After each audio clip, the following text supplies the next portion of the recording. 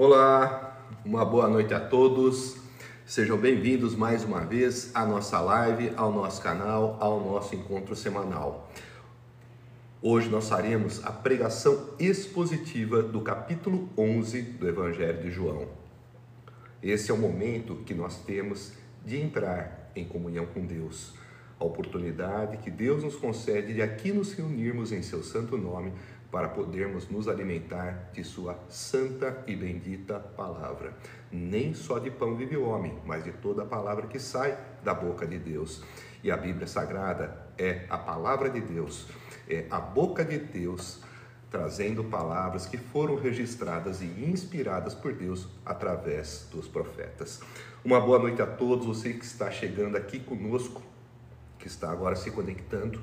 Eu peço para que você não se esqueça de curtir esta live, de compartilhar, de deixar um amém ou uma outra palavra nos comentários para que o algoritmo das redes sociais entenda a relevância dessa mensagem e faça com que ela seja enviada para outras pessoas, para que essas pessoas também possam ser igualmente a você abençoadas.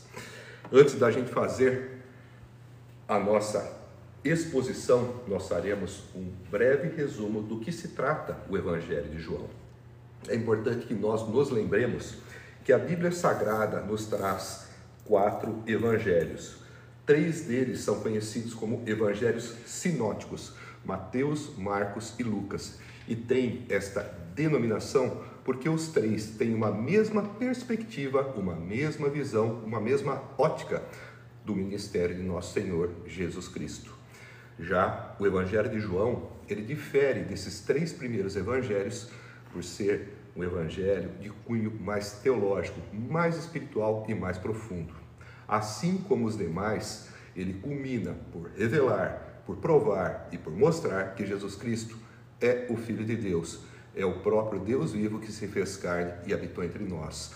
Mas o Evangelho de João, escrito mais tarde do que os 3 primeiros evangelhos, Mateus, Marcos e Lucas, ele tem uma preocupação especial em apresentar evidências, em desenvolver uma tese, em mostrar e em provar para os seus ouvintes, para os leitores, que Jesus é o Filho de Deus, que ele é o próprio Deus, que ele de fato encarnou e andou entre nós. Porque na época em que o Evangelho de João foi escrito, já havia uma série de heresias permeando e contaminando a igreja primitiva. Muitas dessas heresias oriundas do gnosticismo grego, uma linha de pensamento filosófico e teológico que entendia que tudo aquilo que era espiritual era totalmente puro e tudo aquilo que era material era corrompido, e não entendia como que alguém que fosse divino poderia ter encarnado, como que o espírito, que é totalmente puro no entendimento deles, poderia vir a se encarnar e, de certa forma, a se contaminar com aquilo que está na matéria. Então havia uma série de doutrinas, especulações que diziam que Jesus ou não era Deus, ou que Jesus, por exemplo, nem encarnou. Havia o docetismo, havia a heresia de Cerinto, havia o ebionismo, havia o arianismo, havia o monoarquismo modálico.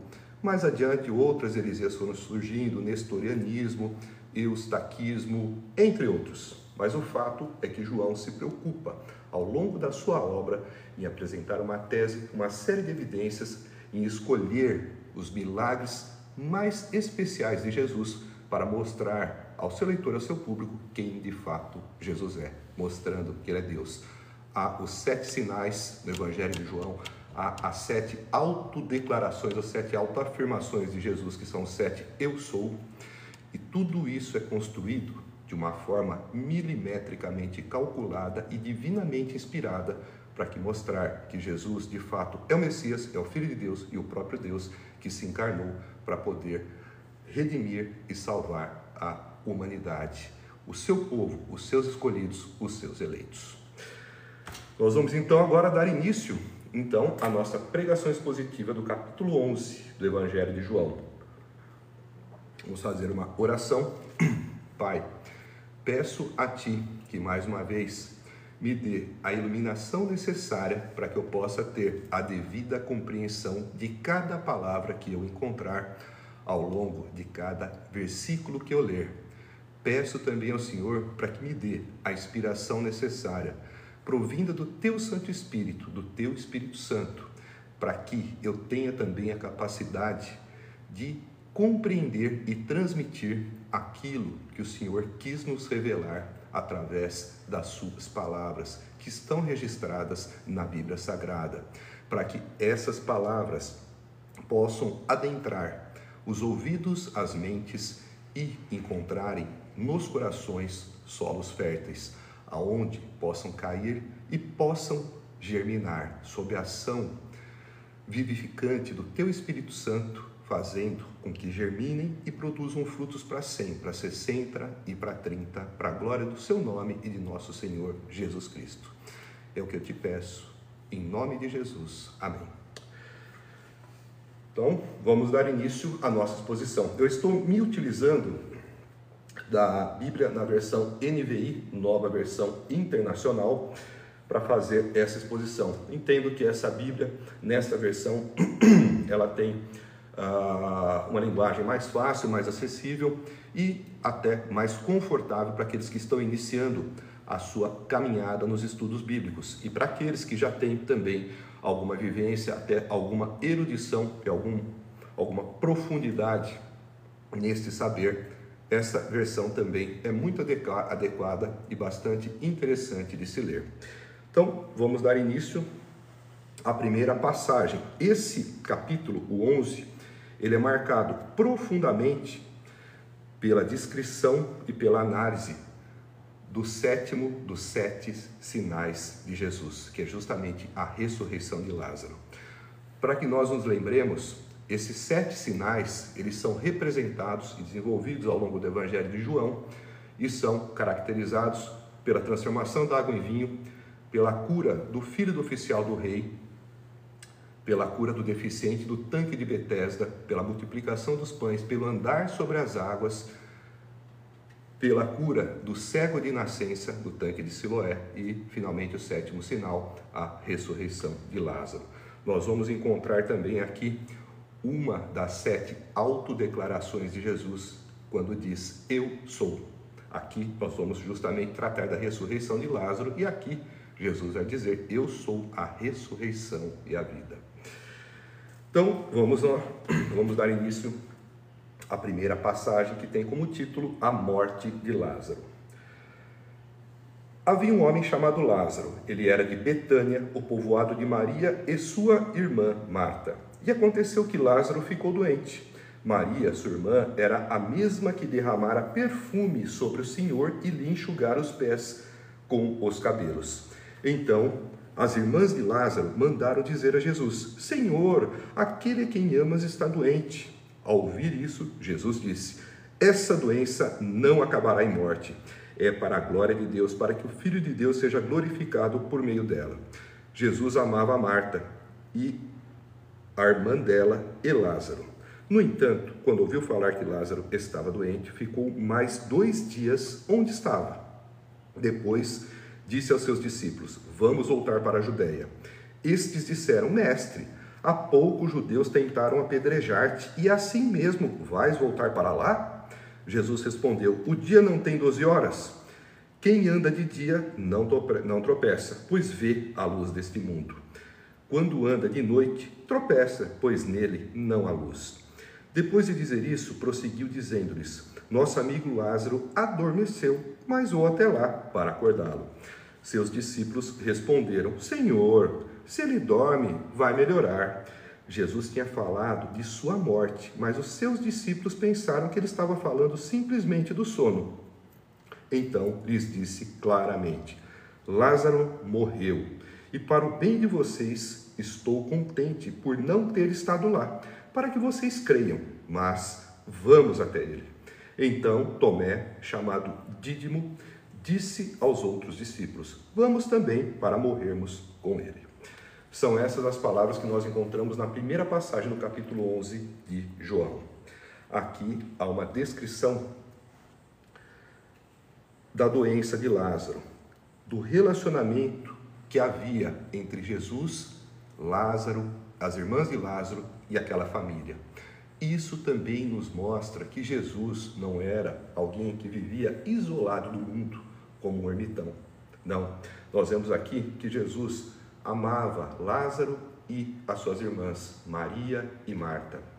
Jesus era um homem que se relacionava com outras pessoas. Era o próprio Deus que havia se encarnado, que tabernaculou, que andou e viveu entre nós, mas que também amou e vamos dizer também que chorou enquanto conosco conviveu. As primeiras palavras dessa passagem nos diz que havia um homem chamado Lázaro. Ele era de Betânia, do povoado de Maria e de sua irmã Marta.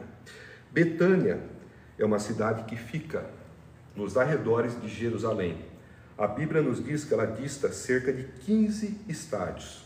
Isso dá uma distância de mais ou menos aí 3 quilômetros, visto que cada estádio mede, em média, cerca de 185 metros. Esse povoado é um povoado que se situa nas redondezas de Jerusalém, mas é importante lembrar que existe uma outra Betânia, também descrita nas narrativas bíblicas, que fica na Galileia. Enquanto uma fica próximo de Jerusalém, na região da Judéia, a outra fica ao norte, na região da Galileia. Mas aqui, a Betânia de que nós falamos é justamente essa que fica ao sul, na Judéia, nos arredores de Jerusalém. E aí nós vemos, e aconteceu que Lázaro ficou doente. Maria, sua irmã, era a mesma que derramara perfume sobre o Senhor e lhe enxugara os pés com os cabelos. Aqui é importante que nós comentemos essa passagem, visto que João escreve o seu evangelho depois que os fatos já haviam todos eles ocorridos. João escreve o seu evangelho pouco tempo antes da sua morte. Muitos acreditam que esse evangelho tenha sido escrito por volta do ano 90. Então, os eventos que estão aqui relatados devem ter ocorrido 50 a 60 anos antes. Então, ele faz a sua narrativa e ele descreve fatos que não necessariamente estão em ordem cronológica de acontecimento. Aqui, o que ele diz? A irmã de Lázaro, Maria, era a mesma que derramara perfume sobre o Senhor e lhe enxugara os pés com os cabelos. Esse fato nós vamos ver acontecer no capítulo 12, no próximo capítulo que nós vamos expor a semana que vem, que é quando Maria vai até Jesus e unge os seus pés com um perfume caro de nardo e depois ela seca os pés de Jesus com os próprios cabelos. Então, esta passagem aqui serve para mostrar o grau de intimidade que a família de Lázaro, Marta, Maria, sua outra irmã, tinham com Jesus, o apreço que eles tinham por ele e o apreço também que Jesus tinha por esses irmãos.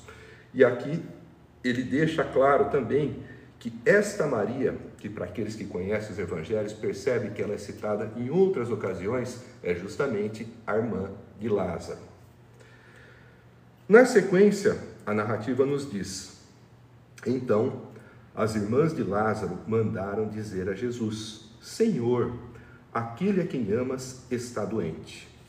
Ao ouvir isso, Jesus disse: essa doença não acabará em morte. É para a glória de Deus, para que o Filho de Deus seja glorificado por meio dela. Nós vemos aqui que Jesus estava em um outro lugar e não em Betânia. E vai até ele um mensageiro, trazendo aquela notícia angustiante de que Lázaro, a quem ele tanto amava, estava enfermo. E a urgência dessa notícia também nos dá uma ideia da provável gravidade da enfermidade. Mas nós vemos que Jesus recebe essa notícia e ao ouvir isso ele diz: essa doença não acabará em morte. É para a glória de Deus, para que o Filho de Deus seja glorificado por meio dela. Nós imaginamos que o mensageiro que trouxe essa mensagem da enfermidade de Lázaro foi o mesmo que ouviu da boca de Jesus que essa enfermidade não era para a morte, mas para a glória de Deus e para que o Filho de Deus fosse glorificado por meio dela. Imaginemos que esse mensageiro retorna até a sua origem, encontra as irmãs de Lázaro, Marta e Maria, e diz: olha, o mestre já está ciente da doença do seu irmão E ele disse que essa enfermidade não é para a morte, essa doença não é para a morte, mas é para a glória de Deus. E aí, nós paramos e pensamos um pouco. Como que pode haver glória de Deus em um sofrimento?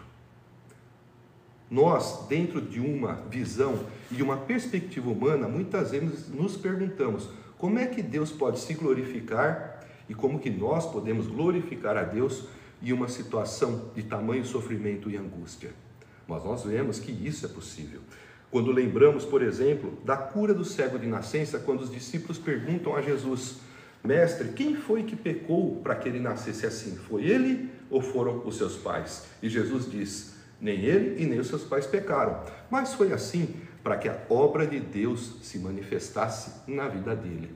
Então nós vemos depois, nesse caso do cego de nascença, que ele foi curado. Depois de curado, ele teve a oportunidade de ver o Messias, de reconhecer o Messias, de aceitar Jesus e de ser, além de curado da enfermidade física, que era a cegueira de nascença, ser também salvo. Ele teve a oportunidade de receber ali a cura física e também a salvação. E assim o nome de Deus foi glorificado, na medida em que o cego de nascença foi por Jesus curado, feito este que nunca havia sido antes realizado, nunca ninguém havia curado um cego de nascença. Jesus foi quem o curou. Então aquela enfermidade serviu como um marco para diferenciar Jesus dos outros profetas, dos outros curadores, dos outros milagreiros, porque nunca ninguém havia curado um cego de nascença. E nesse sentido, essa enfermidade foi para que a obra de Deus se manifestasse, para que a glória de Deus aparecesse, para que aquela cura fosse feita, aquele homem recobrasse a visão e que, recobrando a visão, ele tivesse também uma visão espiritual, podendo reconhecer Jesus como Messias, como Salvador e ser, então, também salvo. Assim se fez a glória de Deus se manifestar no episódio do cego de nascença. E nós vamos ver que aqui também, neste episódio, que nós conhecemos como a ressurreição de Lázaro, as palavras de Jesus, como ele bem diz em uma outra ocasião, os céus e a terra passarão, mas as minhas palavras não hão de passar. É natural que no momento certo a glória de Deus viesse a se manifestar, mesmo neste caso em que a morte em um primeiro momento parece triunfar. Então nós vemos que é possível que a glória de Deus se manifeste mesmo diante do sofrimento.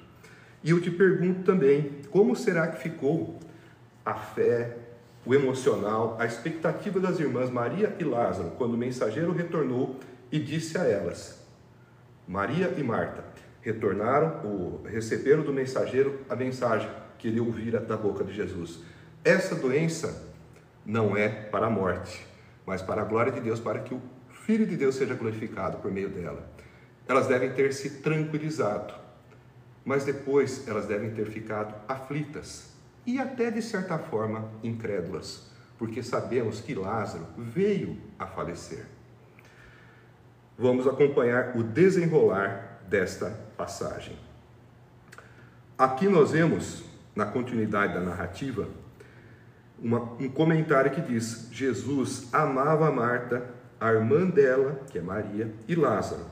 No entanto, quando ouviu falar que Lázaro estava doente, ficou mais 2 dias onde estava.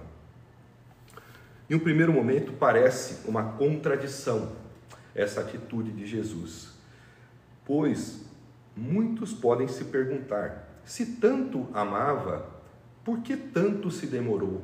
Por que diante de um pedido urgente, uma demora tão grande? Uma demora que nós vamos ver que foi até intencional. Jesus se demora para fazer com que o problema que já era grande se tornasse ainda maior. Porque o problema, tornando-se ainda maior, a glória para a resolução desse problema seria também maior. Tudo tem um propósito, tudo é pedagógico, nada é perdido no ministério de Jesus.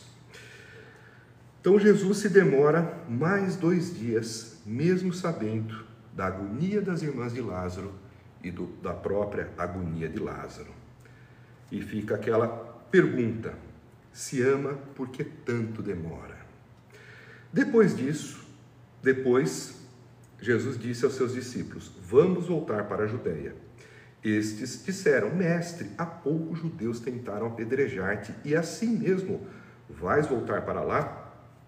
Nós vemos aqui a preocupação dos discípulos com a segurança de Jesus e também com os embates que já haviam acontecido e que teriam servido justamente de gatilho para se iniciar uma grande perseguição contra Jesus.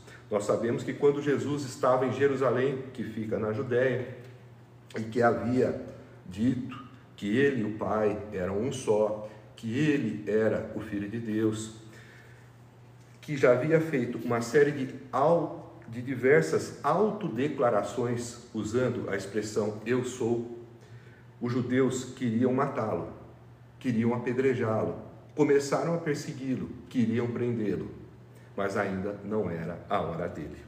Mas os discípulos, sabendo deste clima hostil que eles iriam encontrar na Judéia quando se deparassem novamente com os judeus daquela região, é que perguntam a Jesus: mestre, há pouco os judeus tentaram apedrejar-te e assim mesmo vais voltar para lá? Lembrando que Betânia ficava na Judéia, pertinho de Jerusalém. E Jesus responde: o dia não tem 12 horas? Quem anda de dia não tropeça, pois vê a luz deste mundo. Quando anda de noite tropeça, pois nele não há luz. Essas palavras de Jesus fazem um breve resumo, uma pequena resenha do seu ministério.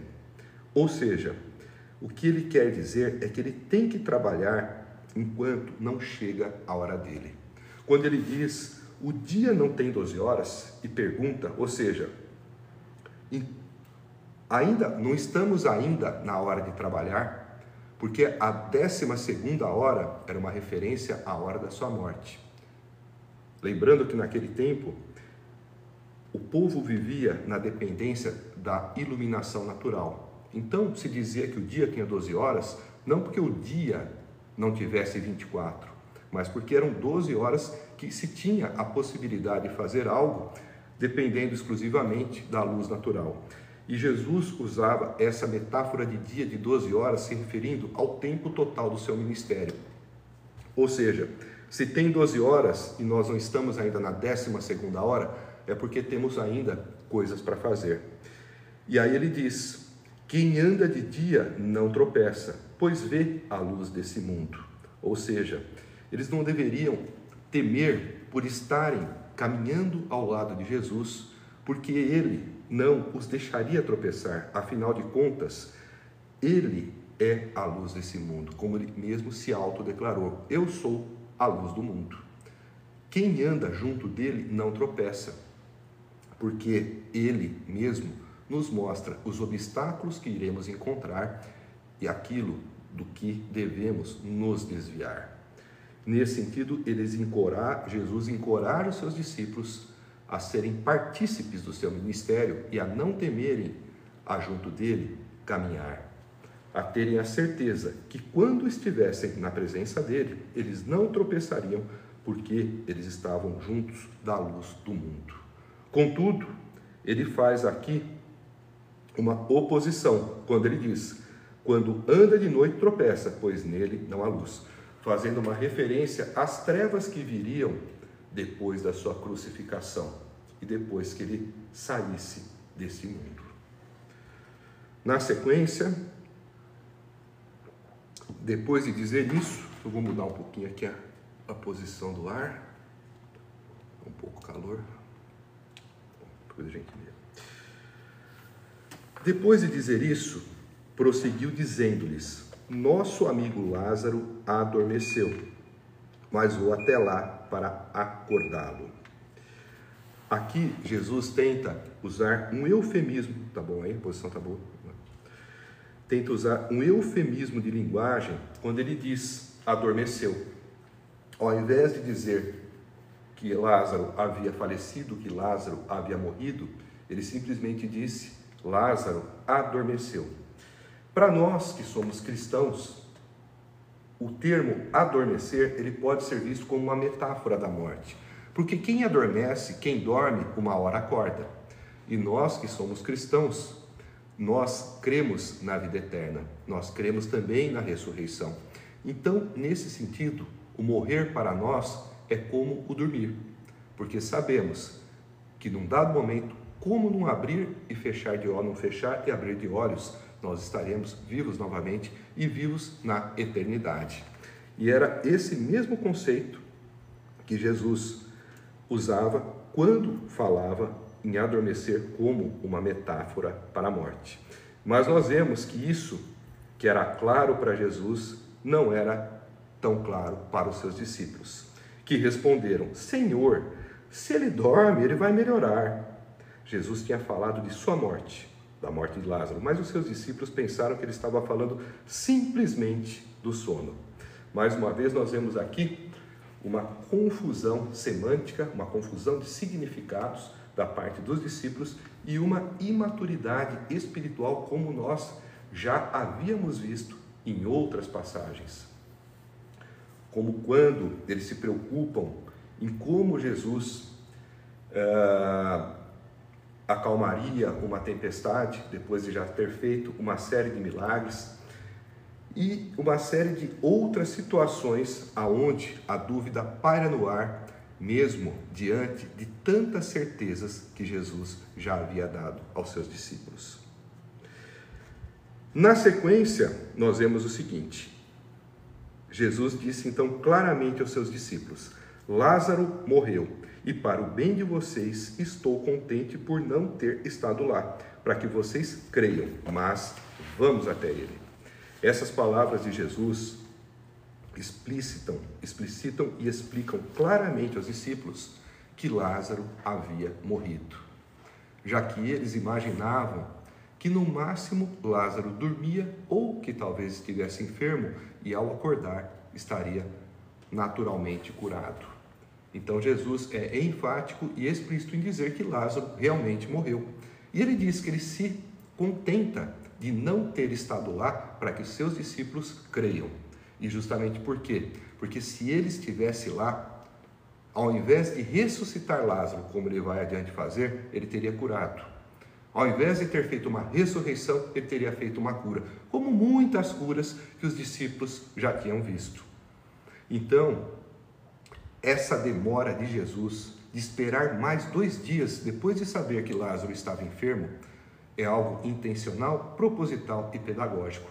É para ter a oportunidade de fazer com que a fé dos seus discípulos e dos outros que estarão por lá como testemunhas possa ser edificada e possa ser implementada. Afinal de contas, a fé dos discípulos irá aumentar na medida em que eles testemunharem uma ressurreição e não uma simples cura. Então, Jesus diz: vamos até ele, vamos até Lázaro. E Tomé, chamado Dídimo, Dídimo é uma expressão, um nome, um subjetivo, um adjetivo grego que significa gênio. Tomé, ouvindo essa palavra, essa disposição de Jesus de ir até a Judéia, de ir até Lázaro, ele diz aos outros discípulos: vamos também, para morrermos com ele, no caso, para morrermos com Jesus, fazendo uma referência àquela advertência que os discípulos já haviam feito a Jesus um pouco antes, dizendo: mestre, na Judéia, eles querem te apedrejar, e você quer ir lá assim mesmo? E aqui nós vemos que Tomé, que é conhecido em algumas passagens, em alguns momentos, como um homem de pouca fé, ele parece ser um homem de coragem, mas é uma coragem também vacilante, como até então era a sua própria fé, visto que Tomé, junto com os outros discípulos, exceto João, no ato da crucificação de Jesus, todos fugiram. Somente João permaneceu ao pé da cruz, junto com Jesus. Então, nós vemos aqui, na pessoa de Tomé, uma característica comum do cristão, que é esta oscilação entre um ato de coragem e depois um ato de covardia, entre um momento de fé e um momento de incredulidade, de fé que precisava ver para crer, como foi com Tomé, quando Cristo já havia ressuscitado, já havia aparecido para os outros discípulos e, como Tomé não estava presente, ao ouvir o relato, diz que só acreditaria se visse Jesus, colocasse o dedo no buraco dos cravos, nas mãos e na ferida que Jesus tinha do lado. E depois Jesus, no 8º dia após a sua ressurreição, reaparece para os seus discípulos. Tomé está presente e, de fato, aí então ele crê, porque ele põe o dedo no buraco dos cravos das mãos e também na ferida do lado. Então Tomé era esse homem que tinha fé, mas era uma fé vacilante, uma fé que precisava ver para crer. Era um homem que estufava o peito e com coragem dizia: vamos então para morrer com ele. Mas na hora de fato em que Jesus estava para morrer, Tomé, junto com todos os demais, exceto João, acabou também por fugir. Mas essa é uma situação que bem exemplifica o dilema do cristão, que ama Jesus, que anseia por estar por Jesus, mas que muitas vezes tem oscilação. A boa notícia é que no final, Tomé, que era um homem de pouca fé e um homem vacilante, se torna realmente um homem de fé. Que sejamos todos como Tomé, que no momento certo, Cristo, de fato, restaure e edifique e consolide por completo a nossa fé. Vamos adiante, na continuidade dessa narrativa, que se desdobra por meio de uma outra passagem que tem o seguinte título: Jesus conforta as irmãs de Lázaro. Na sua Bíblia, se não for esta versão NVI, talvez você não encontre essa divisão de passagem. Não tem problema, nós estamos aqui no versículo 17 do capítulo 11.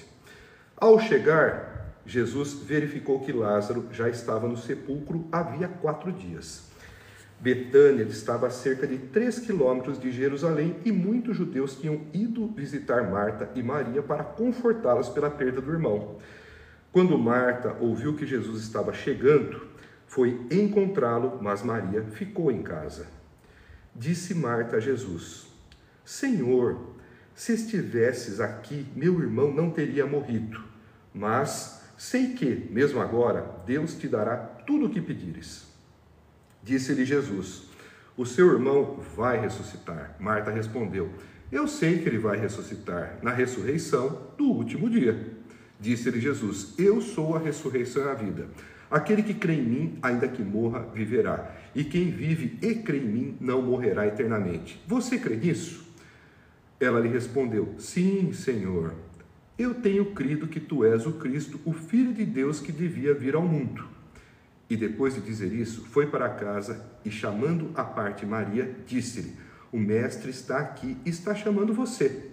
Ao ouvir isso, Maria levantou-se depressa e foi ao encontro dele. Jesus ainda não tinha entrado no povoado, mas estava no lugar onde Marta o encontrara.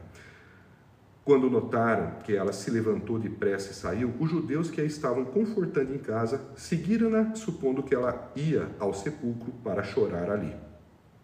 Chegando ao lugar onde Jesus estava e vendo-o, Maria prostrou-se aos seus pés e disse: Senhor, se estivesses aqui, meu irmão não teria morrido. Ao ver chorando Maria e os judeus que a acompanhavam, Jesus agitou-se no espírito e perturbou-se. Onde o colocaram? Perguntou ele. Vem e vê, Senhor, responderam eles. Jesus chorou.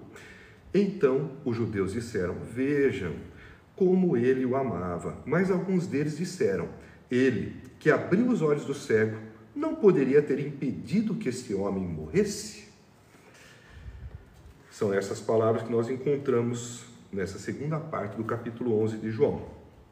Nós vemos então que Jesus, ao chegar em Betânia, ele verifica que Lázaro já estava no sepulcro há 4 dias.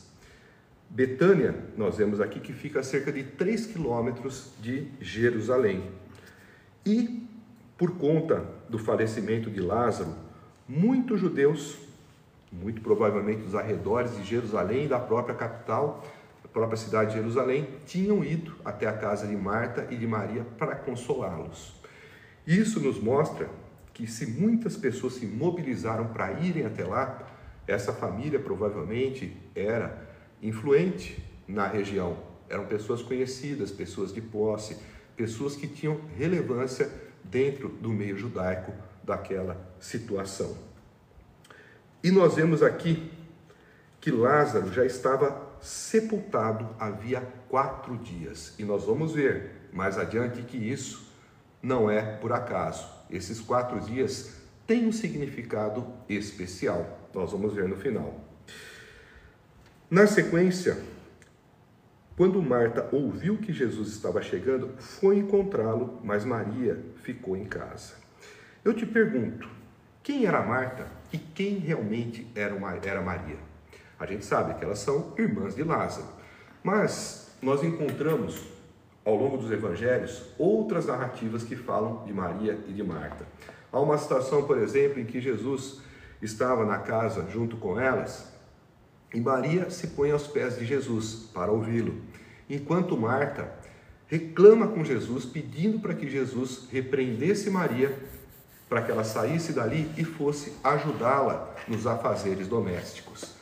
Marta estava preocupada em cuidar da casa e Maria preocupada em ouvir os ensinos de Jesus. E Jesus fala para Marta: Marta, Marta, você não sabe de nada. Maria escolheu a melhor parte e isso não lhe será tirado. Ou seja, Jesus reconhecia o interesse de Maria em ouvir as suas palavras, mas também não desprezava o entusiasmo de Marta em cuidar dos afazeres domésticos, fazendo uma metáfora entre os 2 tipos de serviços ou de atividades que, de uma maneira simplificada, nós podemos encontrar na igreja.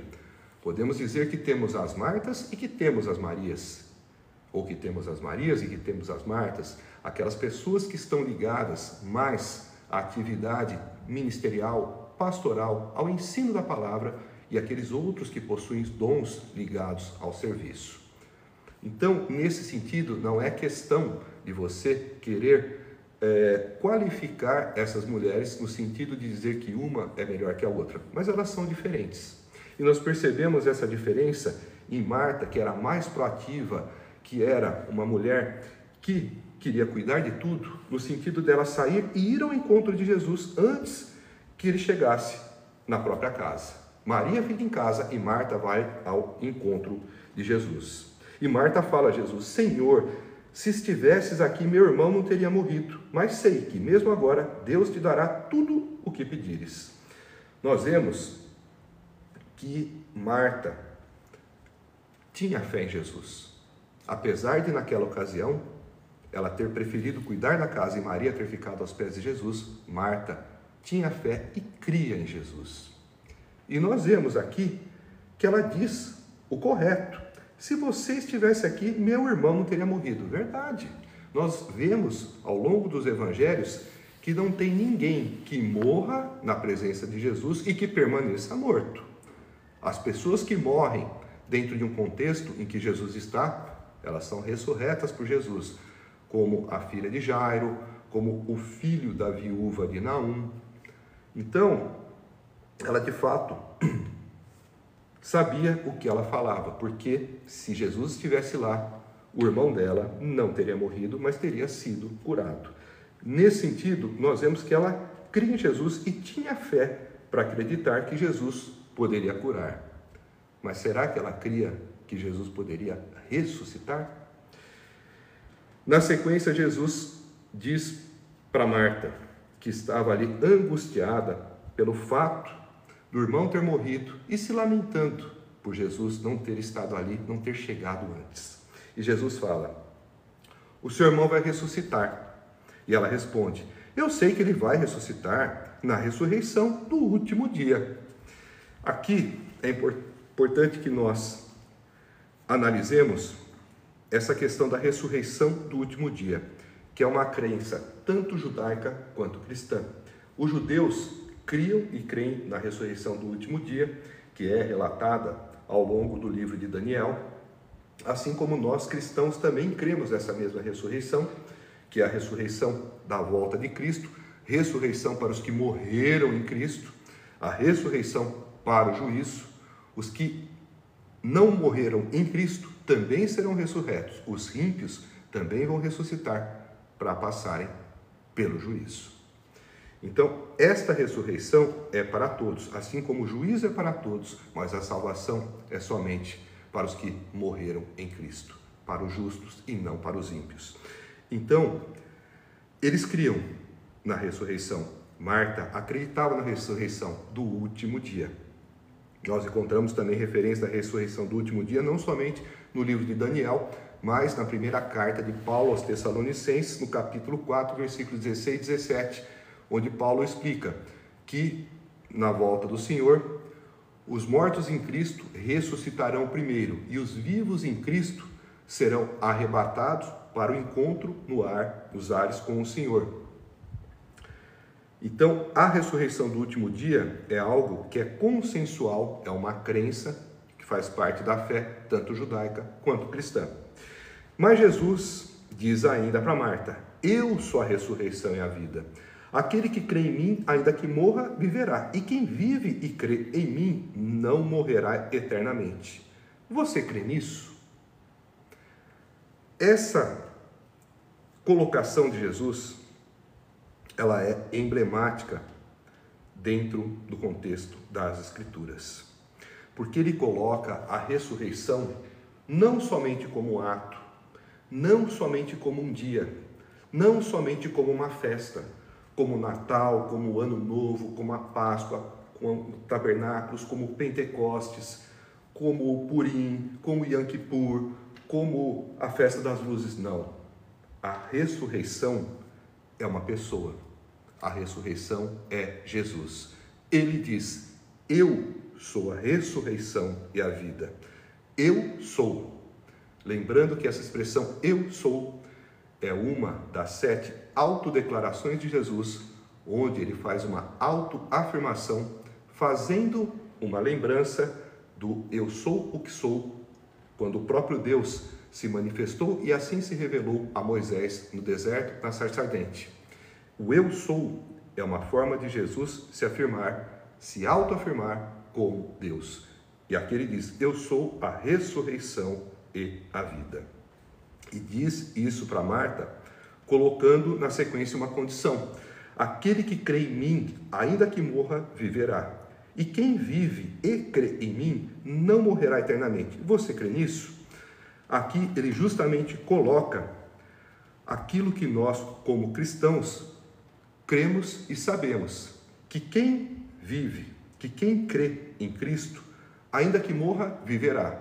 Por que viverá? Porque experimentará a vida eterna, experimentará a ressurreição. E quem vive e crê nunca morrerá eternamente, justamente porque terá a vida eterna. São duas frases que fazem um paralelismo e que servem para reforçar um mesmo conceito. Quem está em Cristo nunca vai morrer.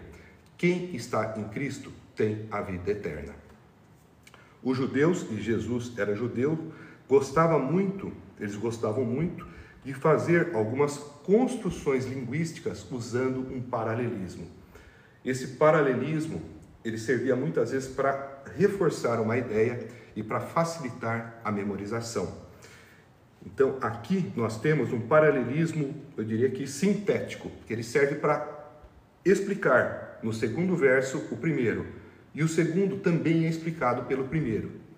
Eu sou a ressurreição e a vida. E aí vem: aquele que crê em mim, ainda que morra, viverá. E quem vive e crê em mim, não morrerá eternamente. Então, Jesus faz essa afirmação para Marta e pergunta: você crê nisso? E ela responde: sim, Senhor. Eu tenho crido que tu és o Cristo, o Filho de Deus que devia vir ao mundo. E ela responde com convicção aparente. Será que ela realmente crê em tudo isso que ela afirma que crê? Nós vamos ver. Na sequência, depois de dizer isso, Marta foi para casa e, chamando à parte Maria, disse-lhe: o mestre está aqui e está chamando você. Ao ouvir isso, Maria levantou-se depressa e foi ao encontro dele, ao encontro de Jesus. Então nós vemos aqui que Jesus, ele aparentemente fica fora da cidade. Ele não vai até a casa de Marta e Maria, Mas nós vemos que Marta, ouvindo que Jesus chegava, foi ao encontro dele, conversou com ele, depois voltou e avisou Maria para ir ao encontro de Jesus. Jesus estava aqui, muitos comentaristas assim entendem, evitando de chegar até a casa de Marta e Maria, sabendo que havia muitos judeus, possivelmente provenientes de Jerusalém, muitos dos quais provavelmente eram os que estavam a persegui-lo, e ele queria evitar embates, atritos com essas pessoas nesse momento em que todos estavam enlutados e em que ainda não havia chegado a sua hora. O fato é que Maria se levanta e vai ao encontro de Jesus. Jesus ainda não tinha entrado no povoado, mas estava no lugar onde Marta o encontraram, que eu acabei de falar. Quando notaram que Maria se levantou depressa e saiu, os judeus que estavam confortando ela em casa seguiram-na, supondo que ela ia ao sepulcro para ali chorar. Chegando ao lugar onde Jesus estava e vendo, Maria se prostra aos pés de Jesus e diz: Senhor, se estivesses aqui, meu irmão não teria morrido. Nós vemos primeiro um ato de reverência da parte de Maria e de adoração, quando ela se prostra aos pés de Jesus. Prostrar-se aos pés de Jesus é se colocar de joelhos diante dele e abaixar-se aos seus pés. Esse é um ato que para os judeus era somente dirigido à pessoa de Deus. Um judeu só se ajoelharia diante de Deus. E Maria assim o fez. A mesma Maria que no capítulo seguinte nós vamos ver que vai ungir os pés de Jesus com um perfume caro de nardo e vai secar os seus pés com os seus próprios cabelos. E Jesus vai reconhecer esse gesto de Maria, dizendo que onde esse evangelho for pregado, o nome dela será lembrado, mostrando que Jesus reconhece e recompensa aqueles que o amam. Mas isso é no capítulo seguinte, só adiantando aqui. Então ela se prostra e diz: Senhor, se estivesses aqui, meu irmão não teria morrido. Olha só, a mesma colocação que Marta havia há pouco feito, lamentando-se de que, se Jesus estivesse ali, Lázaro não teria morrido. E ela estava certa, como nós vimos, porque ao longo dos evangelhos, ninguém que morre na presença de Jesus permanece morto, mas é ressuscitado. O fato é que, realmente, se Jesus estivesse ali, Lázaro nem teria morrido, porque teria sido curado. Então, ao ver Maria chorando e os judeus que a acompanhavam, Jesus agitou-se no espírito e perturbou-se. Onde o colocaram? Perguntou ele. Vem e vê, Senhor, responderam eles. Quando Jesus percebe aquela comoção, aquela tristeza, nós vemos aqui a descrição de que Jesus agitou-se no espírito e perturbou-se. Eu vi que alguns comentaristas que fizeram a leitura a partir dos originais em gregos, eles chegam a traduzir e a comentar que esse ato de agitar-se no espírito e perturbar-se de Jesus, ele tinha um duplo significado. Um foi justamente o fato dele também se entristecer, se compadecer do sofrimento daqueles que ali estavam e que, assim como ele, também amavam Lázaro. Marta, Maria, os judeus que estavam com Maria e que junto com ela choravam a perda de Lázaro. Jesus teria se agitado, se perturbado por conta disso. Outros comentaristas entendem que há, além deste significado, um outro, que seria um de indignação, de ira. Mas nós não entendemos o porquê dessa ira. Alguns dizem que quando se faz a leitura no idioma original, também se consegue perceber essa interpretação de ira, indignação e ira. Por quê? Talvez Jesus tenha percebido que alguns desses judeus que choravam não estavam ali fazendo um choro sincero.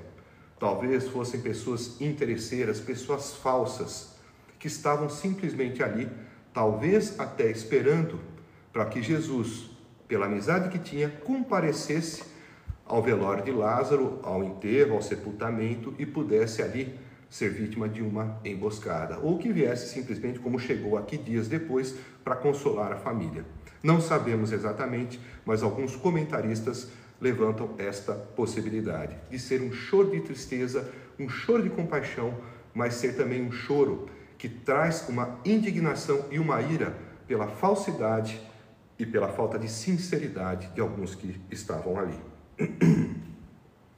E na sequência, depois que mostram para Jesus onde Lázaro estava, nós vemos aqui que Jesus chorou. Esse é o versículo mais curto do Novo Testamento. Esse versículo carrega consigo um profundo significado espiritual, porque ele nos mostra que Jesus, que está prestes a fazer uma ressurreição, que já havia feito dezenas de milagres, ele também chora. Ele tem também o seu lado plenamente humano, assim como ele é plenamente divino. Jesus chora. Nós sabemos que ao longo dos evangelhos, Jesus nasceu de uma forma natural, tendo sido concebido de uma forma sobrenatural pela ação do Espírito Santo. Jesus cresceu, Jesus teve fome, teve sede, teve cansaço, comeu, bebeu, dormiu, teve alegrias, teve tristezas, foi tentado e morreu, mas ressuscitou ao terceiro dia e ascendeu aos céus. Então nós vemos nesse ato de chorar de Jesus um senso de humanidade, um senso de ternura, de tristeza, de compaixão pelo sofrimento daquelas pessoas que estavam ali consolando as irmãs de Lázaro.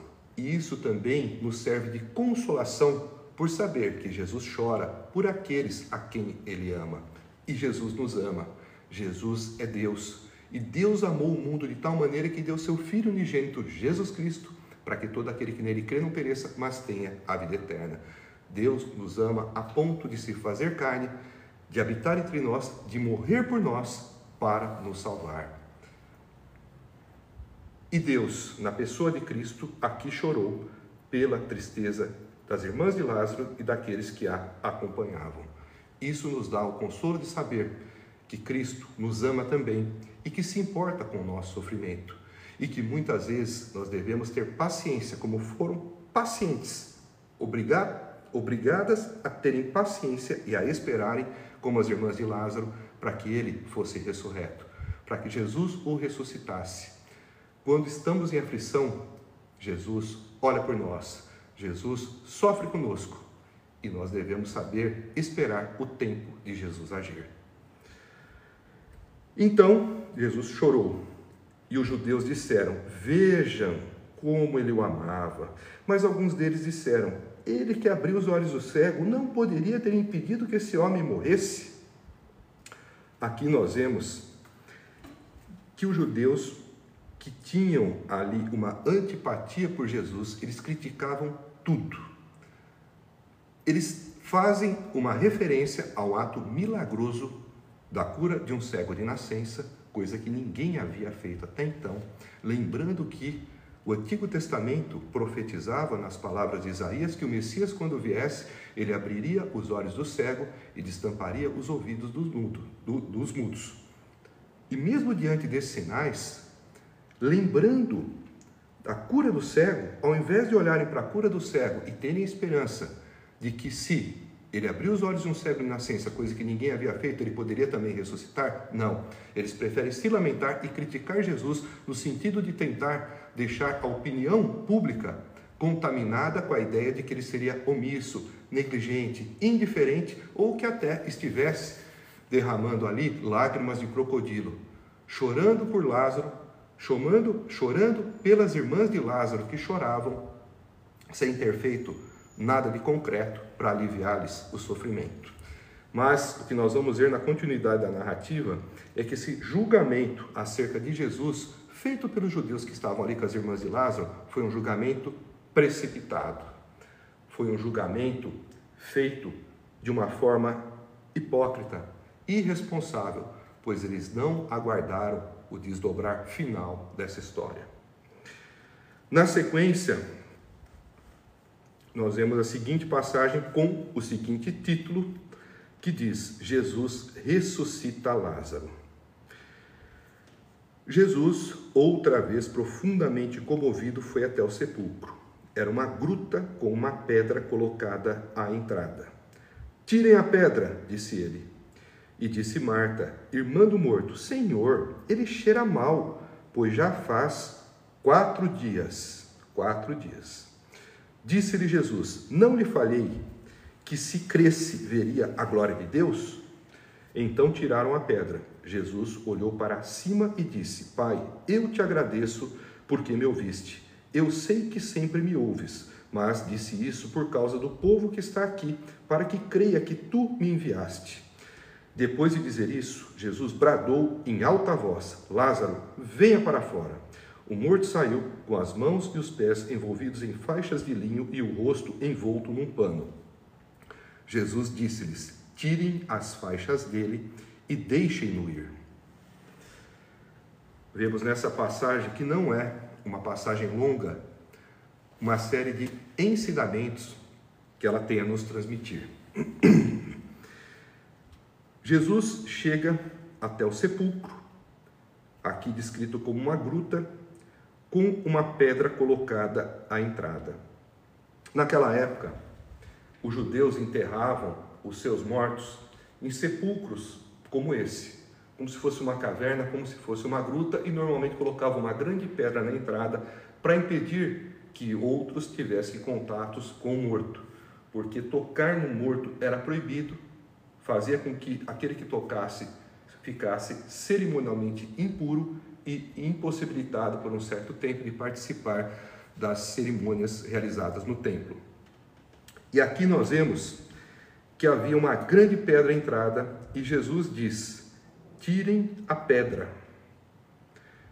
Eu pergunto a vocês, e muitos quando leem esse texto também se perguntam: Jesus, que é o próprio Deus, aquele Deus que disse: haja luz e houve luz, que criou em 7 dias, descansando no 7º, todas as coisas, os continentes, os oceanos e mares, criou as plantas, criou o sol, a lua, as estrelas, criou os animais que voam, os aquáticos, os terrestres e o próprio ser humano.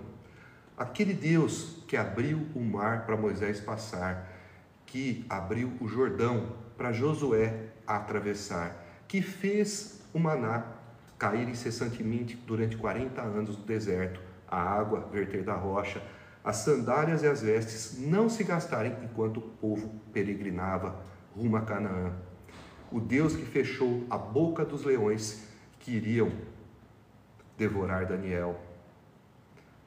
O Deus que, na pessoa de Cristo, transformou água em vinho, andou sobre as águas, multiplicou os pães, curou o deficiente à distância, curou o filho do oficial do rei, curou o deficiente do tanque de Betesda, curou o cego de nascença. Será que este Deus, que é Cristo, não poderia ter falado: pedra, saia daí, rocha, saia do sepulcro? Nós vemos que ele manda as pessoas tirarem a pedra.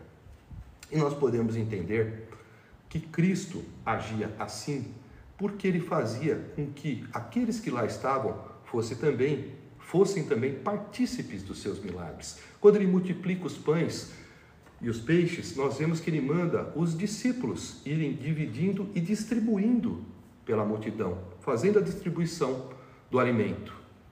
Ele não simplesmente multiplicou, dividiu e fez com que o alimento fosse voando até a boca das pessoas. Não, ele mandou os discípulos encherem ali os cestos e irem distribuindo para a multidão. Aqui também nós vemos que aquilo que o ser humano, aquilo que o homem pode fazer, Jesus deixa que ele faça. E aqui nós vemos que aqueles que colocaram a pedra no sepulcro, a pedra que impedia Jesus de chegar a Lázaro, a sua voz entrar no ouvido de Lázaro, essa pedra tinha que ser removida pelos mesmos que a colocaram. Então Jesus ordena para que a pedra seja tirada, ao invés dele mesmo tirá-la. Nós vemos nesse sentido que nós muitas vezes devemos ser partícipes dos atos de Deus, dos atos de Jesus. Jesus pode agir, por exemplo, no sentido de restaurar o seu casamento. Mas você deve se perguntar: será que eu estou fazendo a minha parte? Será que eu pedi perdão para o meu cônjuge? Será que eu me arrependi dos meus erros? Será que eu pedi também perdão a Deus? Será que eu estou disposto a mudar? Jesus quer restaurar, mas muitas vezes Ele exige que você também venha participar. Você tem participado? Pense nisso. O fato é que assim que Jesus ordena para que tirem a pedra, Marta, irmã de Lázaro, diz: Senhor, ele cheira mal, pois já faz 4 dias. Nós vemos aqui que Marta parece que ainda não cria definitivamente em tudo aquilo que Jesus era capaz de fazer. Tanto que Jesus responde: não lhe falei que se você cresce, veria a glória de Deus? Marta mostra aqui um grau de incredulidade, na medida em que ela questiona Jesus se ele realmente queria que tirassem a pedra. Parece que ela não acreditava, de fato, como ela disse há pouco atrás: tu és o Cristo, o Filho de Deus que devia vir ao mundo. Imaginando que ele tinha realmente muito poder, que ele havia curado muitas enfermidades, mas não crendo o suficiente para acreditar que ele seria capaz de ressuscitar Lázaro. E nós vemos aqui, como eu havia dito, que 4 dias tem um significado, embora não esteja explícito na Escritura. Havia uma crença entre os judeus de que quando o indivíduo morria, a alma dele ficava nas proximidades do corpo por cerca de 3 dias. Então eles acreditavam que até 3 dias um homem, um profeta, agindo pelo poder de Deus, poderia ressuscitar alguém. Mas eles diziam que a partir do 4º dia, só o próprio Deus era capaz de ressuscitar. Vocês estão entendendo o motivo da demora de Jesus? De não só se demorar para que a doença de Lázaro se agravasse, e ao invés dele ter que fazer uma cura, ele tivesse que fazer uma ressurreição, mas não uma ressurreição como já havia sido feita por Elias, por Eliseu, pelo próprio Jesus, com a filha de Jairo e com o filho da viúva de Naim, que não estão relatados aqui no Evangelho de João, mas nos outros evangelhos, nos sinóticos. Então, Jesus se demora porque ele sabe que ele tem que fazer algo que de fato convença o seu público inicial, que são judeus, de que ele é Deus. Então, ele faz com que a demora dele cause um atraso a ponto de ele chegar quando Lázaro já estava sepultado e morto há 4 dias. E eis que tiram a pedra, Jesus olha para cima e diz: Pai, eu te agradeço porque me ouviste. Eu sei que sempre me ouves, mas disse isso por causa do povo que está aqui, para que creia que tu me enviaste. Nós vemos que primeiro, antes de pedir pela ressurreição de Lázaro, Jesus agradece. Nós vemos que quando ele faz a multiplicação dos pães e dos peixes, primeiro ele dá graças e depois vem a multiplicação. Jesus primeiro esboça e expressa a gratidão antes de ver a glória de Deus. A gratidão antecede a glória. Nós vimos isso na multiplicação dos pães e dos peixes e vemos aqui também na ressurreição de Lázaro. E Jesus, ele agradece e diz que ele está dizendo em voz alta, ele sabe que o Pai, Deus, ele também, Jesus é Deus, mas ali ele havia se esvaziado da sua glória e tabernaculado, encarnado e vivido conosco. Então, neste momento, ele tratava o Pai como Deus, sendo ele Deus também. Mas ele fazia com que as pessoas ouvissem ele falando, para que tivesse a certeza de que ele falava com Deus e de que a ação que testemunhariam vinda da parte dele era uma ação do próprio Deus. E para que assim também soubesse que ele estava com Deus e que Deus o havia enviado. Ele pedia em alta voz para que todos ouvissem e soubessem que Deus estava com ele e que Deus o havia também enviado. Era importante essa mensagem, não por uma autoexaltação, mas para um testemunho, a fim de que os que o vissem também mais tarde nele crescem. Então, na sequência, depois de dizer isso, Jesus bradou em alta voz: Lázaro, venha para fora. O morto saiu com as mãos e os pés envolvidos em faixas de linho e o rosto envolto num pano. Disse-lhe Jesus: tirem as faixas dele e deixem-no ir. Nós vemos aqui, finalmente, como que Deus é glorificado nessa enfermidade. Nós vemos aqui que a demora de Jesus, permitindo que ocorresse o agravo da doença de Lázaro e com que Lázaro falecesse, serviu para glorificar a Deus na medida em que Jesus ressuscita Lázaro, fazendo com que ele seja liberto da morte e retorne à vida. E mais do que isso, Lázaro estava enfermo e havia falecido. Agora, Lázaro está ressurreto e também curado. Lázaro estava doente e morreu. Agora, Lázaro não tem mais doença e está vivo. É isso que nós vemos a glória de Deus se manifestar. Se Jesus chegasse mais cedo, Lázaro teria sido curado e nem teria morrido, não teria sido ressuscitado.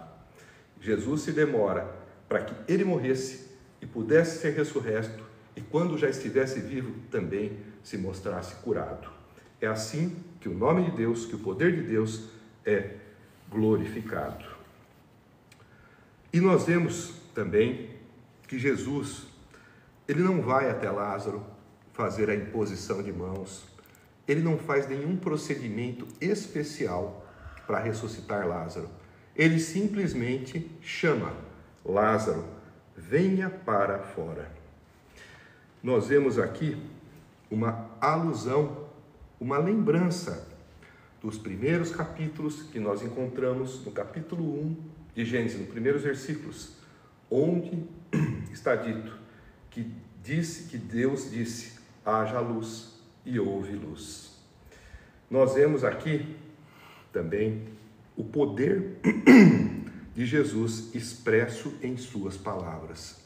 Há um comentário muito interessante de um pregador do passado, Charles Spurgeon, que diz que Jesus disse: Lázaro, venha para fora, especificando a quem ele chamava, porque tal era o poder da sua palavra, da palavra de Jesus, que ele, se simplesmente dissesse: venha para fora, todos os mortos que estavam nos arredores se levantariam e ressuscitariam.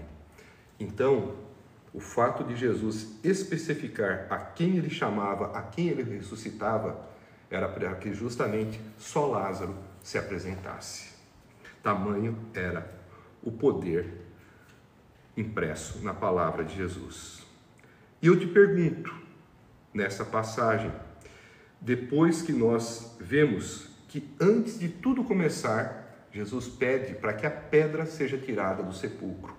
Jesus exige que haja uma participação humana, não que ele precisasse. Ele tinha poder para tirar a pedra se quisesse, até para fazê-la desaparecer dali. Deus tem a sua forma de agir e tem também a sua multiforma de fazer. Aqui ele pediu para que as pessoas tirassem a pedra. Aqui ele exigiu para que tivesse participação humana no seu ato. E eu te pergunto, se muitas vezes você, quando pede alguma coisa, faz também a sua parte. Se você está com uma enfermidade, se você está adoecendo muitas vezes por um mau hábito, será que você, antes de pedir para ser curado, não precisa fazer a sua parte? Se você está com um problema cardíaco, com um problema pulmonar e fuma de uma maneira desenfreada, será que antes de pedir para Deus te curar, você não deveria, por exemplo, parar de fumar? Não deveria fazer exercícios físicos? Não deveria cuidar da sua alimentação?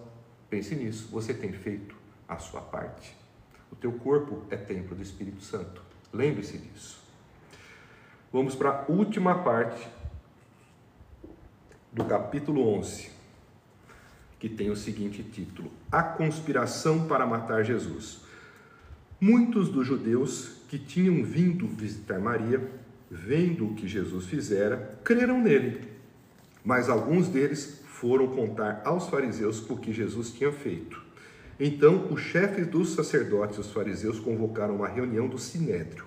O que estamos fazendo? Perguntaram eles. Aí está esse homem realizando muitos sinais milagrosos. Se o deixarmos, todos crerão nele, e então os romanos virão e tirarão tanto o nosso lugar como a nossa nação.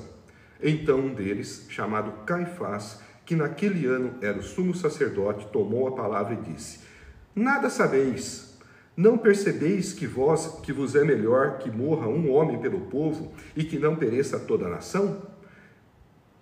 Ele não disse isso de si mesmo, mas, sendo o sumo sacerdote naquele ano, profetizou que Jesus morreria pela nação judaica, e não somente por aquela nação, mas também pelos filhos de Deus que estão espalhados, para reuni-los num só povo. E daquele dia em diante resolveram tirar-lhe a vida. Por essa razão, Jesus não andava mais publicamente entre os judeus. Ao invés disso, retirou-se para uma região próxima do deserto, para um povoado chamado Efraim, onde ficou com seus discípulos. Ao se aproximar a Páscoa judaica, muitos foram daquela região para Jerusalém, a fim de participarem das purificações cerimoniais antes da Páscoa. Continuavam procurando Jesus e, no templo, perguntavam uns aos outros: O que vocês acham? Será que ele virá à festa? Mas os chefes dos sacerdotes e os fariseus tinham ordenado que, se alguém soubesse onde Jesus estava, o denunciasse para que o pudessem prender. Nós vemos aqui, nessa passagem, uma continuidade de uma perseguição que se inicia lá no início do ministério de Jesus e que vai terminar com a sua crucificação. Nós vemos aqui que muitos dos judeus que tinham vindo visitar Maria, vendo o que Jesus fizera, no caso, a ressurreição de Lázaro, creram nele. Mas, por outro lado, nós vemos também que alguns deles foram contar aos fariseus o que Jesus tinha feito. Então, o chefe dos sacerdotes e os fariseus convocaram uma reunião do Sinédrio. O Sinédrio é um conselho dos principais líderes do povo judeu. O fato aqui que nos chama a atenção é que todos viram o que Jesus fez. Todos. Muitos creram, mas alguns, mesmo tendo visto, não creram. Isso é de suma relevância, porque nos mostra que naqueles tempos, como ainda hoje há pessoas que veem, mas que fingem não ver. Há pessoas que são cegas espiritualmente. E há pessoas que o próprio Jesus disse que vão ficar cegas porque são aqueles que podem ver, mas que não querem ver. Nós vemos a teimosia desse povo, onde todos viram, muitos creram, mas mesmo vendo, tiveram alguns que não creram. Não creram e ainda foram conspirar contra Jesus, levando essas informações de uma maneira distorcida e tendenciosa para os fariseus, para os sacerdotes, a ponto deles convocarem uma reunião no Sinédrio para tratar acerca do que deveriam fazer com Jesus. Ao invés dessas pessoas se maravilharem com o que tinham visto, de se prostrarem como Maria se prostrou e de admitirem que aquele era de fato o Filho de Deus, o próprio Deus, lembrando de todos os outros sinais que eles já haviam testemunhado, inclusive a cura do cego de nascença, ao invés disso, ainda tiveram alguns que, mesmo vendo, não creram. E foram ainda tramar e conspirar contra ele. E nessa reunião do Sinédrio, nós vemos que eles estavam ali perplexos e indignados com a liberdade que Jesus tinha para praticar tais atos. O que estamos fazendo? Ou seja, não estamos fazendo nada? Perguntaram eles. Aí está esse homem realizando muitos sinais milagrosos. Se o deixarmos, todos crerão nele. E então os romanos virão e tirarão tanto o nosso lugar como a nossa nação. O nosso lugar é o templo. Ou seja, há aqui uma cegueira espiritual misturada com vaidade, com egoísmo, com uma mesquinhez, porque eles mesmos admitem que Jesus está fazendo muitos sinais milagrosos. Admitem e têm a consciência de que diante de tantos sinais, eles vão crer nele.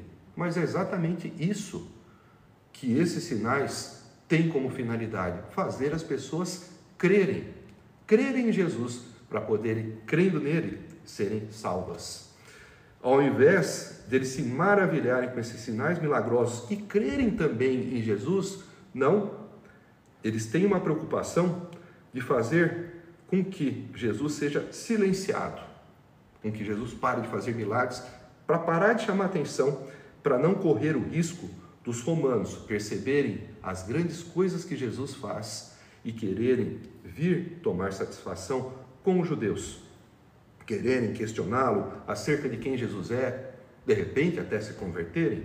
Por que não? Sabemos que muitos romanos vieram a se converter, principalmente ao longo do livro de Atos dos Apóstolos. Mas a preocupação dos judeus era em silenciar Jesus. Eles deveriam crer em Jesus, afinal de contas, Jesus veio primeiro para os judeus, depois para os gentios. E os próprios judeus, não todos, mas esses daqui, não queriam crer em Jesus. Admitiam os sinais e milagres, mas em vez de ver nesses sinais e milagres um sinal de quem Jesus de fato era, viam nesses sinais e milagres uma ameaça que poderia chamar a atenção de Roma, e Roma vir até ali e encerrar as atividades no templo e tirar essas pessoas do cargo de poder que elas exerciam. Eles estavam simplesmente se importando e se preocupando em manter o status quo, a própria liderança, o próprio poder político que possuíam.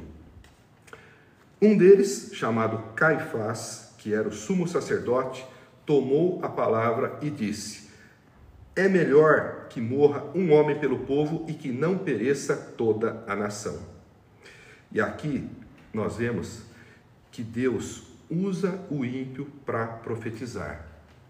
Caifás era o sumo sacerdote, ele era profundo conhecedor das Escrituras, conhecia o Antigo Testamento, conhecia as profecias acerca do Messias, e quando viu Jesus, que é o Messias, ele não conseguiu enxergar em Jesus o cumprimento de todas essas profecias. Não vou citá-las aqui, já citei nas outras lives, para não me delongar.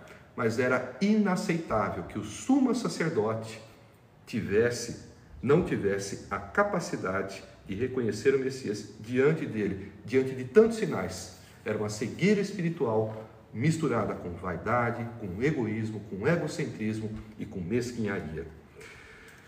E aqui ele acaba de fato profetizando que é melhor que um homem morra pelo povo e que não pereça toda a nação. Afinal de contas, Jesus veio de fato para morrer por toda a nação.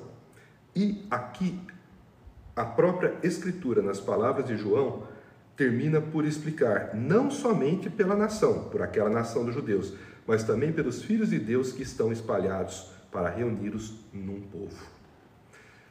E aqui a profecia que sem querer Caifás proferiu era justamente que Jesus iria morrer pelos judeus e iria morrer também pelos gentios, para todos aqueles que nele crescem, independente da nação que eles pertenceriam.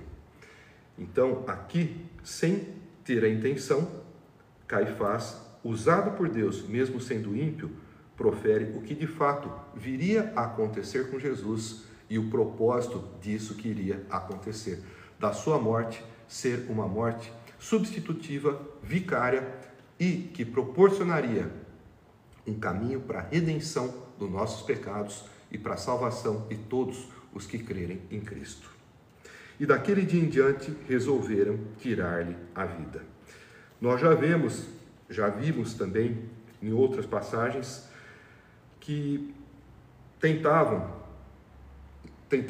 no Evangelho de Marcos, nós vemos que tentaram lançá-lo de um penhasco, apedrejá-lo, mas como não havia chegado ainda a sua hora, Jesus sempre encontrava uma saída. Sempre havia um escape, porque ainda não havia chegado a sua hora. De qualquer forma, sabendo que queriam tirar-lhe a vida.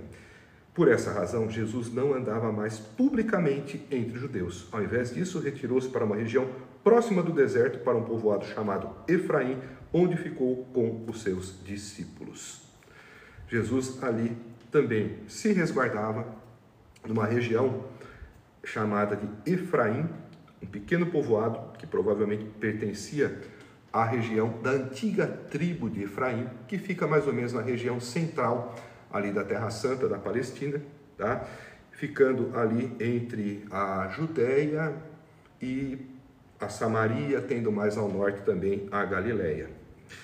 No entanto, ao se aproximar a Páscoa judaica, muitos foram daquela região, da região de Efraim, para Jerusalém, a fim de participarem das purificações cerimoniais antes da Páscoa. Essa que já seria a última Páscoa, a Páscoa onde Jesus se reuniria com seus discípulos, faria a última ceia e haveria também a sua crucificação. E continuavam procurando Jesus, e no templo perguntavam uns aos outros: o que vocês acham? Será que ele virá à festa? Mas os chefes dos sacerdotes e os fariseus tinham ordenado que, se alguém soubesse onde Jesus estava, o denunciasse para que o pudessem prender.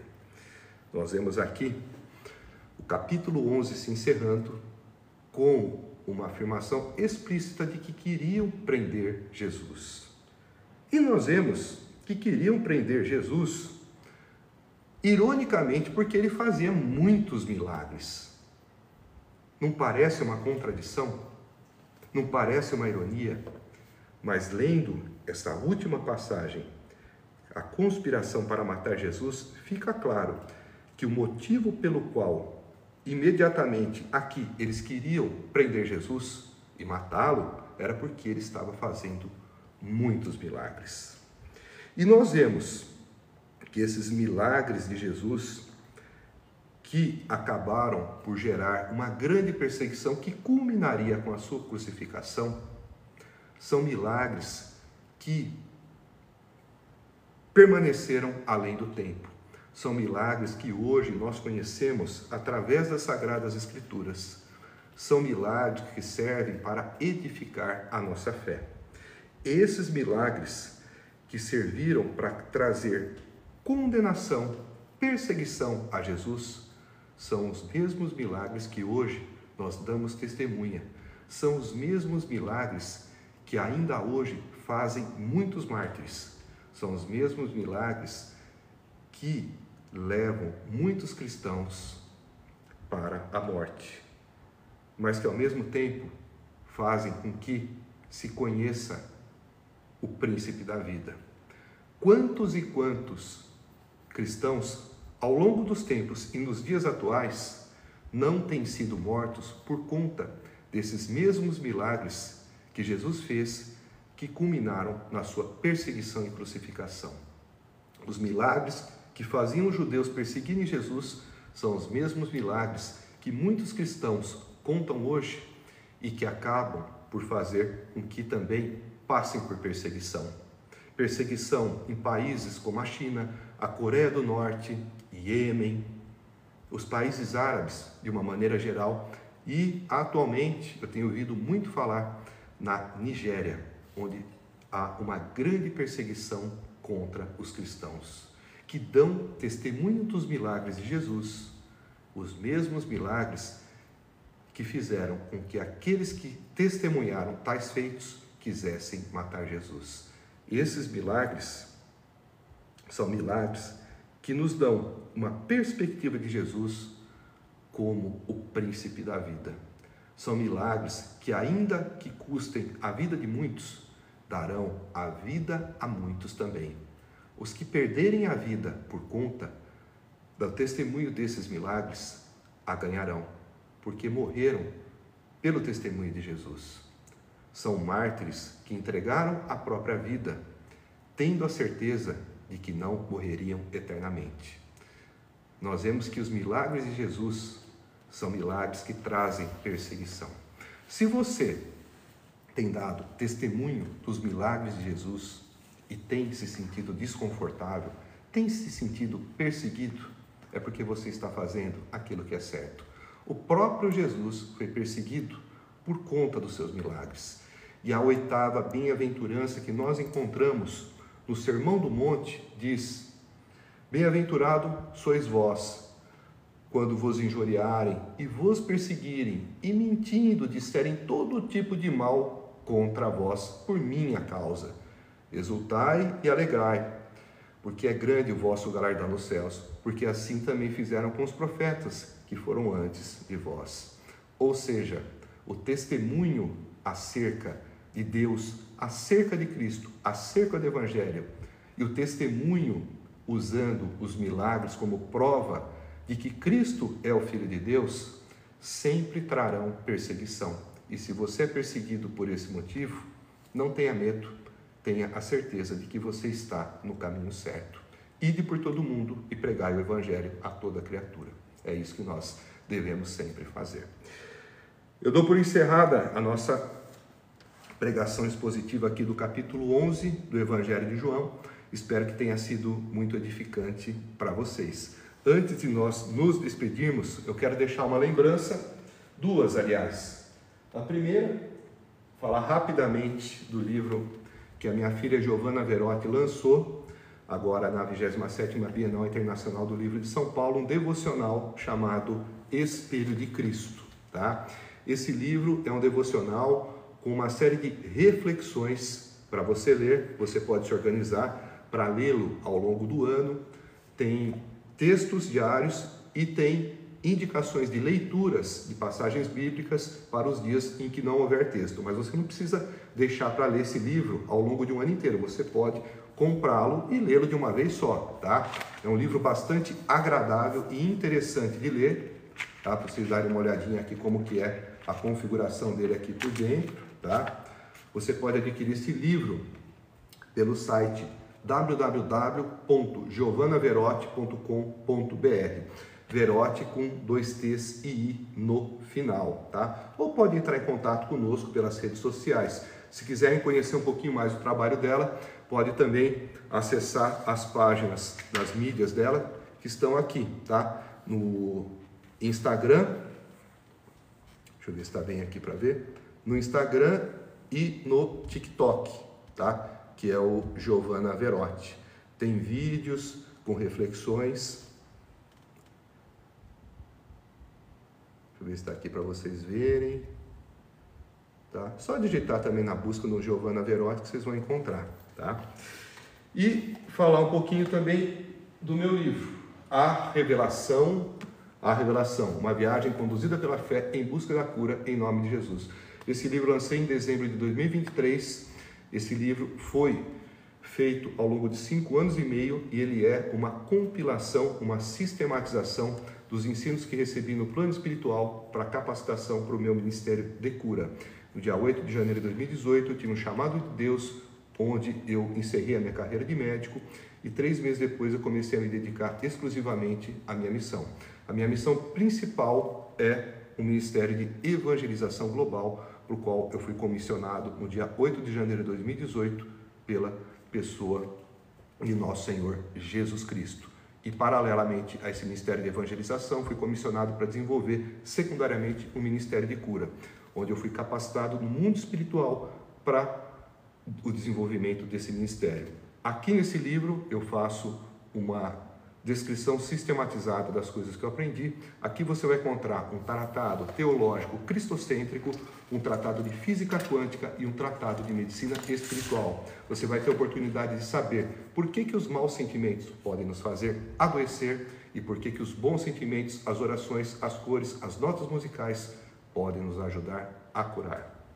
Se você tiver interesse no meu livro, você pode acessar também o meu site, www.daniloverotti.com.br. Lembrando que Verotti é com 2 T's e I no final. O que é? Tem um recado aqui antes de encerrar. Tá certo. Só para lembrar das nossas redes sociais, tá? As 2 principais a gente tem conteúdo, tá? Não vou falar o nome aqui para que o algoritmo não derrube a live e nem deixe de entregar essa mensagem. Bom, pessoal, era isso que a gente tinha para falar. Queria agradecer mais uma vez pelos que estiverem aqui conosco, por aqueles que forem nos assistir na gravação, tá? E antes da gente fazer a nossa despedida, vamos fazer uma oração. Pai, eu agradeço a Ti pela iluminação que me permitiu ter a compreensão de cada palavra da Tua revelação. Agradeço também a Ti, Senhor, por ter me enviado o Teu divino Espírito Santo, que me trouxe a inspiração necessária para transmitir aquilo que compreendi, aquilo que aprove a Ti me revelar.